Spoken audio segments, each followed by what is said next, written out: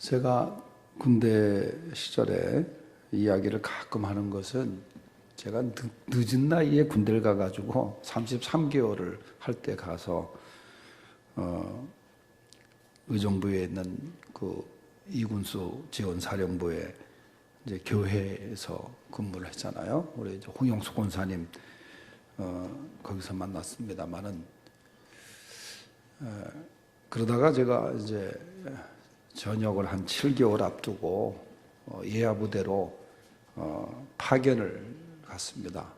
목사님이 안 계신 교회를 수송부대에 가서 이제 교회를 맡아서 제가 목사 되기 전에 또 교회를 하나 맡아 목회하는 것도 좋은 기회라고 생각해서 이제 위에 분에게 말씀드려서 제가 포천 송우리에 있는 그 당시에 259 수송 자동차 대대라는 곳으로 파견을 갔어요. 거기서 제가 이제 여러 가지 상황을 많이 경험했는데 특별히 잊을 수 없는 것이 제가 제대를 바로 얼마 앞두고 박정희 대통령이 궁정동에서 시해당하는 그런 일이 있었어요. 그때가 마침 휴가 중이어가지고 제가 그 전날 있었지만 그 문화공보부 그 김성진 장관이 그 다음날 발표를 했거든요. 그래서 동네 목욕탕에서 목욕을 하다가 문득 이렇게 옷을 갈아입다 보니까 장관이 대통령이 유고하면서 그 비상 상황을 인터뷰를 하는 걸 보고 제가 글쎄 참 제가 생각할 때도 제가 참 기특하다고 생각하는 게 바로 부대로 복귀해 버렸어요. 제가 휴가 날짜가 남았는데 그래서 부대를 다시 들어가서 보니까 뭐 부대가 출동 대기 준비하고 비상 걸어놓고 그래서 철문을 바꿔 쓰고 그리고 이제 복무를 했는데 걱정한 게 야 이러다가 제대가 또 연기되는 거 아니냐. 옛날에 김신조 내려와가지고 제대만 연기되고 그랬다는데 그 생각도 했지만 어쨌든 제가 부대로 복귀를 해가지고 이제 근무를 하게 됐습니다. 막 군사 재판이 열리고 뭐 여러 가지 상황이 막 급변하고 그랬잖아요. 그때 누군가 저에게 이 심수봉의 노래를 이 테이프를 저한테 줬어요. 더군다나 심수봉이라는 여자가 명지대학교 다니다가 이제 대학가요제에 입상하면서 가수의 길을 걸으면서 그 유명한 그때 그 사람 노래도 히트하고 하고 그런데 그 역사의 현장에 있었던 그 여인 아니에요. 심수봉 씨가. 그런데 테이프를 듣는데 테이프가 참 나한테 마음에 와닿는 노래가 뭐냐 하면 그 젊은 태양이라는 노래. 그게 뭐냐면 가사가 계속 중요한 반복되는 내용이 뭐냐. 우리는 너나 없는 나그네인데 왜 서로를 미워하나. 그게 계속 이어져요. 우리는 너나 없는 나그네인데 왜 사랑하지 않나. 그 노래를 이제 이 여자가 부른 걸 제가 계속 반복해서 들으면서 야, 김기원 씨나 차희철이나 그다음에 누구야 김재규나 다 나그네들인데 왜 그렇게 미워하면서 총을 쏘고 그렇게 죽고 그랬나 뭐 그런 생각도 하고 그랬는데 제가 오늘 이야기하는 것은 우리는 사실 나그네들이거든. 성경에서도 뭐라 그래요? 우리는 흩어진 나그네다. 오늘 성경은 말하거든요. 나그네. 나그네는 잠시 왔다 가는 그런 존재 아니에요. 그리고 본향이 있고 여행하는 순례의 길을 걷는 그런 존재가 나그네들입니다. 오늘 이 베드로서를 기록한 베드로가 흩어진 나그네라고 말하는 존재들은 누구냐 하면은 이 예루살렘을 중심으로 해서 살던 유대인들이 그 당시에 로마의 박해를 받으면서 다 흩어졌어요.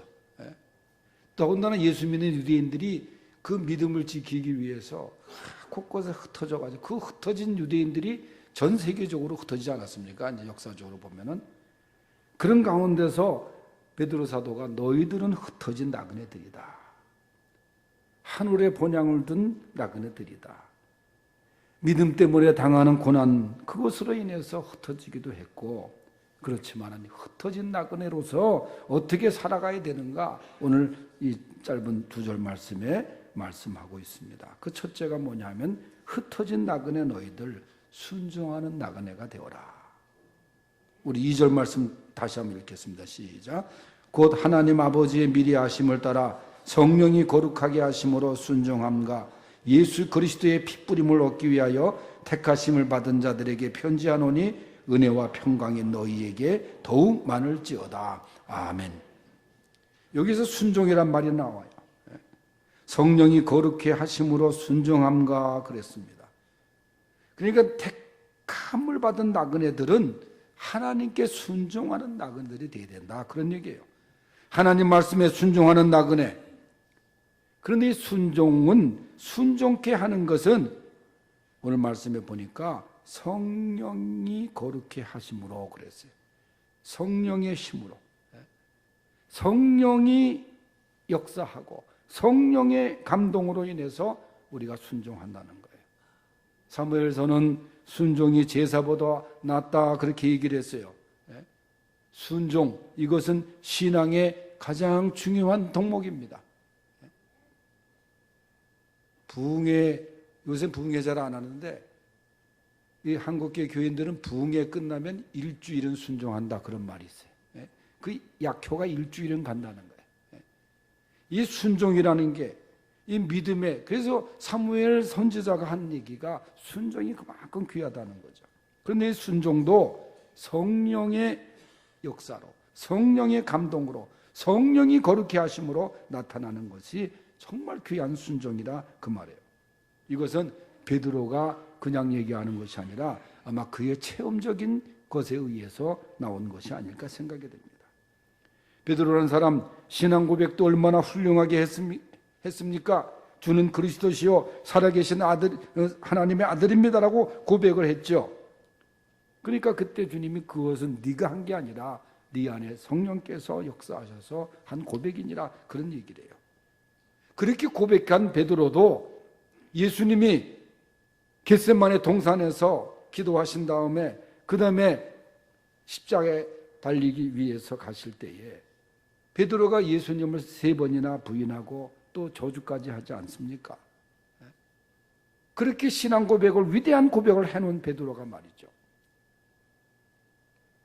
아직 그는 성령의 충만한 체험이 없었기 때문에 그런 거예요. 그래서 사도행전에 넘어가서 예수님이 내가 약속한 것, 아버지 약속한 것, 그걸 기다리라, 그게 성령인데, 성령을 받고 나니까 베드로가 이제 거기서 은혜를 받고 순종하면서 말씀할 때마다 3,000명, 5,000명이 회개하고 돌아오지 않습니까? 과거의 베드로가 아니죠. 철저하게 복음에 순종하고 나갑니다. 이게 베드로의 체험적인 고백이에요. 그래서 베드로가 이 편지 첫머리에서 이 순종을, 성령으로 순종하는 것을 베드로가 역설하는 것입니다. 우리 흩어진 나그네들 성령의 충만함을 받아 하나님의 말씀에 순종하고 베드로처럼 능력으로 나가는 나그네들이 될 수 있기를 간절히 바랍니다. 두 번째는 택함을 받은 나그네는, 두 번째, 흩어진 나그네는 택함을 받은 나그네예요. 2절 중반절에 보면 예수 그리스도의 핏부림을 얻기 위하여 택하심을 받은 자들 그랬어요.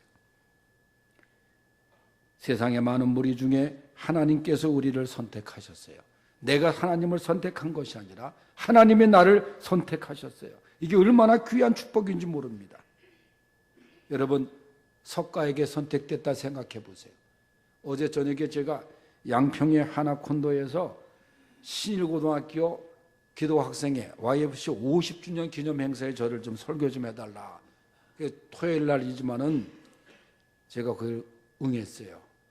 우리 김우중 집사, 우리 교회 나온 김우중 집사가 그 신일고등학교 나오고 이제 교수하고, 제가 신한대학교 지금 우리 강의를 좀 맡기면서 교수로 또 불러왔습니다마는 그 김우중 집사가 좀 간절히 부탁해서 갔는데 한 50명의 그 기수가 이렇게 오래된, 최근의 기수는 아니고 모였어요. 양평에다 모여서 반갑게 저도 몇십 년 만에 보는 거예요. 고등학교 때 그 제가 가르쳤던 애들도 이제 만나게 된 애들인데, 뭐 고대 총장도 한 사람도 있지, 또 이 내과 원장으로 또 현직에 있는 사람도 있고, 뭐 다양한 계층, 아주 믿음으로 잘 생활하면서, 그리고 사회 곳곳에서 귀한 일꾼으로 일하고 있더라고 다들. 근데 그 중에 하나가 저한테 인사하는데 옛날에는 제가 이제 간사라 그랬어요. 성교단체에서 간사님, 그 입에, 너 뭐하냐 했더니 저 법륜 스님 밑에서 있습니다. 그래서 깜짝 놀랐어요. 내가 그 법륜 스님 밑에 있다면 그 불교인데 그 걔가 너 여기 속으로 여기를 왜 왔냐는 생각이 들더라고요. 그래도 옛날 고등학교 시절에 제가 기동학생회 때 그때 활동했던 친구들도 있고 그래서 온 거예요. 근데 얼마나 열심히 준비하는지 몰라. 그러면서 한쪽으로는 좀 이상하더라고요. 그것도 보통 핵심이 아니야. 그 법륜이라는 사람 밑에서 정토행가 뭔가 거기 있는데 그게 핵심이더라고 보니까. 그래서 불쌍한 생각이 들어. 그 영혼이 불쌍한 생각이 드는 거야. 그러니까 우리가 말이죠. 이 하나님의 선택을 받고 하나님의 선택해 주셔서 하나님의 자녀 삼아 주시고 천국의 후사로 세워주신 거, 이게 얼마나 감사한 일인지 몰라요.